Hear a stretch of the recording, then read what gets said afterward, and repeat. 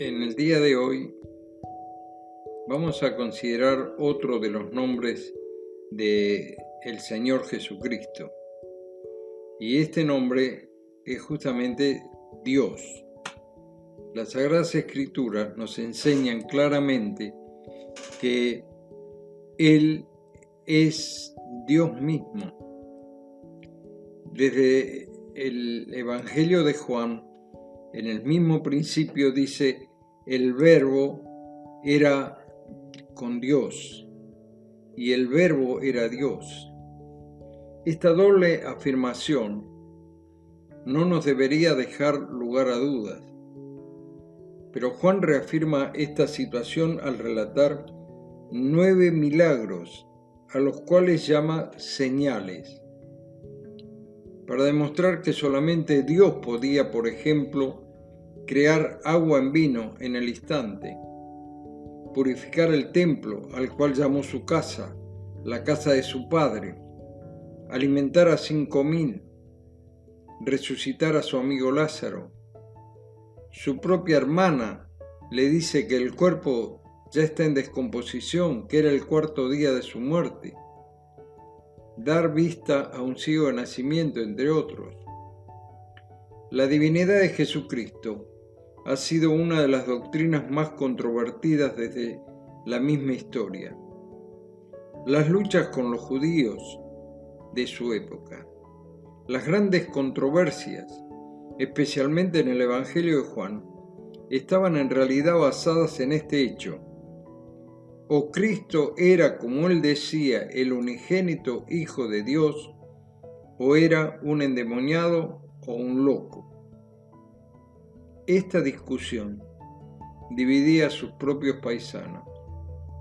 La discusión con la gente en el capítulo 6 de Juan, por ejemplo, termina con la afirmación de Pedro: Señor, nosotros hemos creído, conocemos que eres el Cristo, el Hijo del Dios viviente. Juan capítulo 6, verso 69.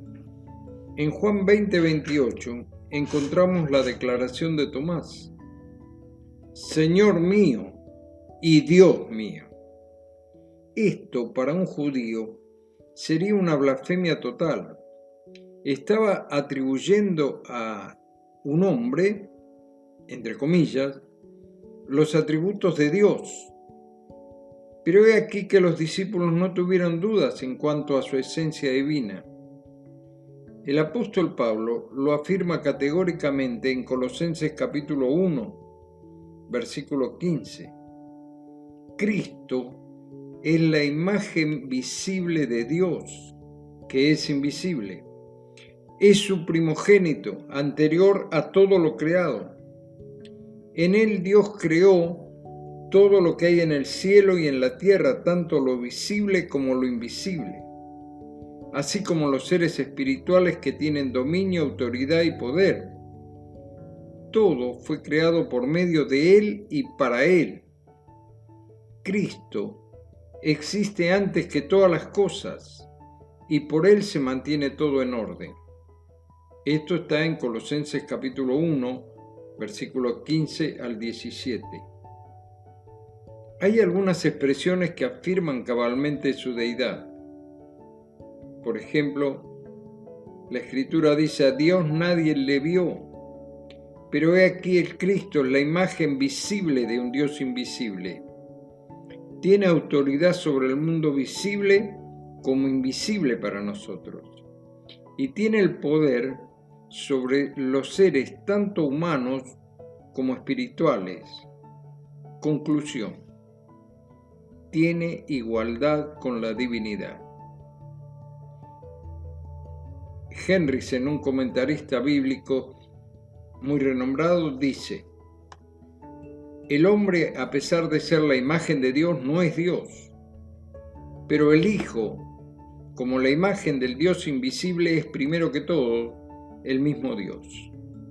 En él mora corporalmente la plenitud de la deidad. Colosenses capítulo 2, verso 9. Repito, en él mora corporalmente la plenitud de la deidad. Y también Romanos capítulo 9, verso 5. En Él están escondidos todos los tesoros de la sabiduría y del conocimiento, dice Colosenses capítulo 2, verso 3. En segundo lugar, como imagen del Dios invisible, el Hijo es Dios revelado. Esta identificación del Hijo con Dios mismo, siendo el Hijo en la imagen de Dios o Dios manifestado, no es una novedad para los escritos de Pablo. Él llamó a Cristo la imagen de Dios en una de sus cartas a los Corintios, escrita varios años antes que Colosenses, en 2 Corintios 4:4.